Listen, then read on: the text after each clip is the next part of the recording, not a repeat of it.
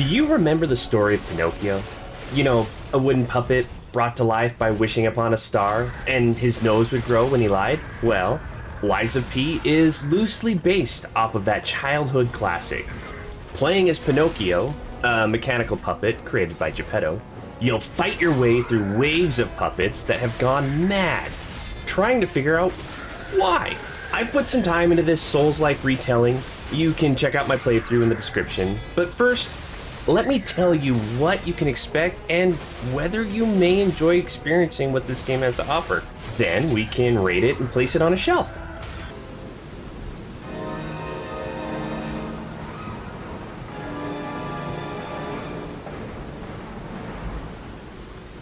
Geppetto's puppet.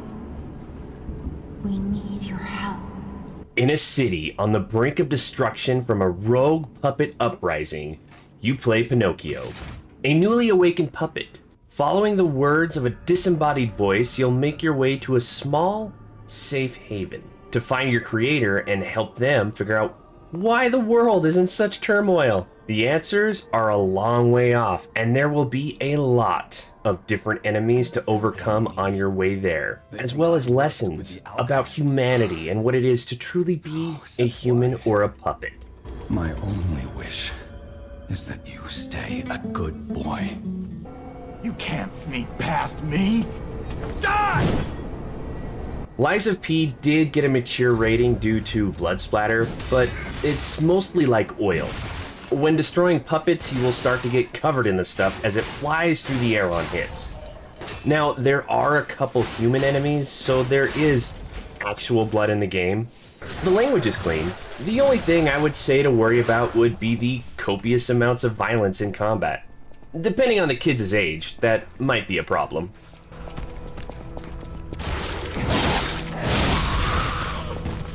All puppets must die. Kill the puppets!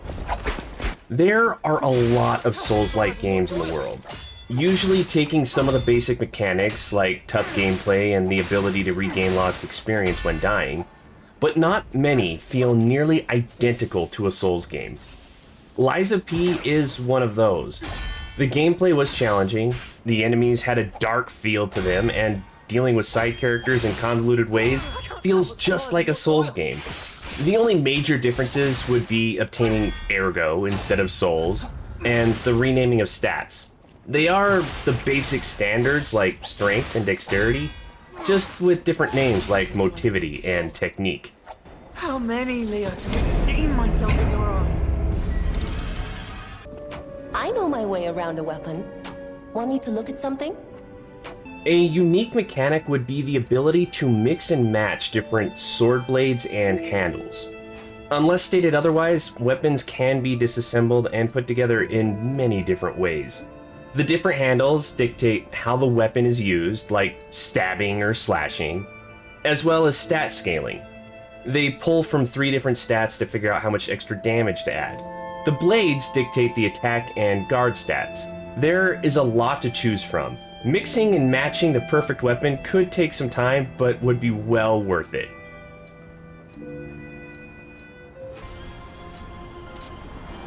In combat, you'll slowly fill up the Fable bars, giving you a couple special moves to really make a difference in combat.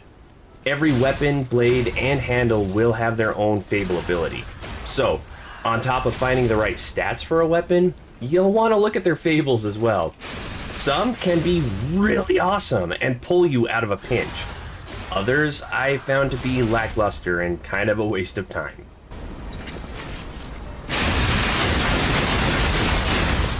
Buongiorno, and welcome to the House of Vanini. To increase survivability and to be able to take a few extra hits, you'll have to mix and match 4 different pieces of gear. They were straightforward on how they worked. Finding more throughout the game, the new pieces would increase their various defenses as well as increase in weight. So, depending on your build, you may not want to equip the latest and greatest, lest your weight becomes too much, slowing you down and causing you to lose stamina quite fast.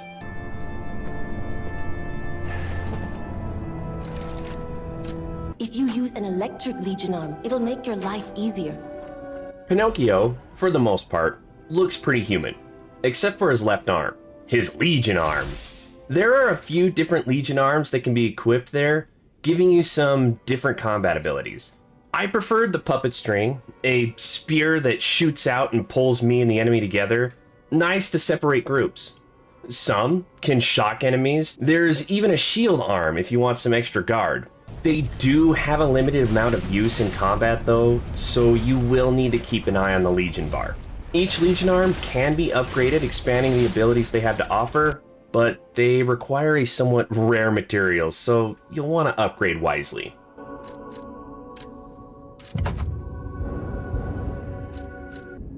P organs are the source of your powers.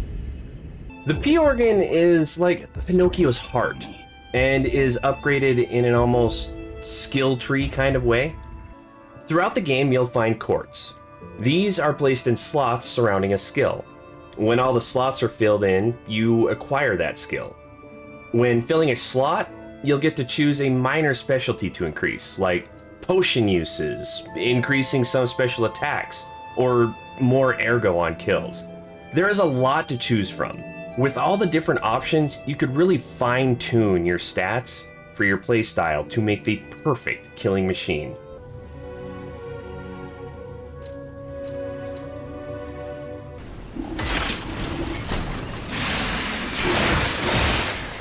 Like most Souls games, you'll have different options on how you want to build your character. I like to go for a faster build, dodging attacks and making a lot of small hits when there's a chance. Or you could go for a beefed up build that hits really hard, but it's kind of slow. There is an obvious cohesion between all the different gear and how the stats are located. I was having some issues trying to play a little more balanced between strength and speed, but found I'm much better off focusing on speed. But if you mess up the stats, it'll be alright. There is an option to respec in the second half of the game.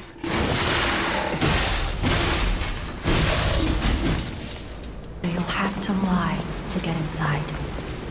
You're a special puppet after all. In staying true to the original story of Pinocchio, Lies of P has mechanics related to telling the truth or lying. There are a lot of different places in the game where you have the option, but rarely is it easy to tell the truth. There are quite a few different situations where telling the truth is hurtful and doesn't really help anything. You know, kind of like real life. But it will influence your character and the game, depending on the path you choose to take. Who ever heard of a human and a puppet in love?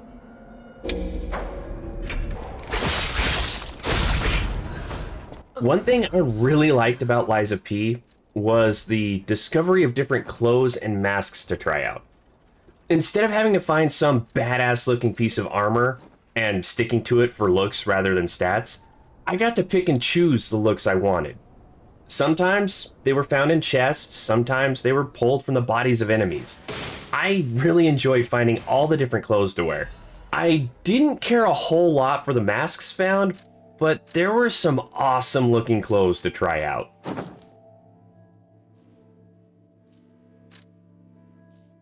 I am really enjoying my time with Lies of P. Overcoming challenges and figuring out how I want to play is a blast. I have had quite a few bouts of anger, losing my cool due to some really mean enemies, but for the most part, it's a lot of fun, getting my butt kicked and getting to repay the favor. So, without further ado, let's get this game rated. The game looks good and plays smoothly. The characters and enemies move and look excellent, and the environments really lay out the mood. I'm giving it a 5. I enjoy the story in the game. The characters explain what's going on and what my goals are. I like how it's not convoluted and I can actually understand everything that's happening. It's getting another 5. Gameplay was as it should be. Challenging but doable. I did have an issue with shortcut layouts. It didn't happen everywhere, but there were a couple spots where a shortcut would save on the distance needed to travel moving forward, but would have too many enemies or something really strong I'd have to deal with every time I wanted to go that way. Everything else was awesome, so I'm handing out a 4. Between the different builds to try out and the choices between telling the truth and lying, the replayability is very high. And I'm positive I've missed some really nice things no matter how hard I look, requiring a second look. So I'm going with another 5. I love Souls-like games, and this game delivers. I'm having a lot of fun, but there are times where I definitely am not, due to enemy layout and environment. But that could be on me. I'm still testing different builds, so time will tell. As of right now, I'm going with a 4. Not quite perfect, but close. Giving Lies of P an average score of 4.6. Just barely passing over into the special reserve. A well-earned spot for an amazing homage to the Souls-like genre. Some may say it's too similar to Dark Souls to be a good game, but honestly, they shouldn't reinvent the wheel to make a game like this. I really love this game and am going to continue playing it. If you enjoy challenging yourself, this game is worth checking out.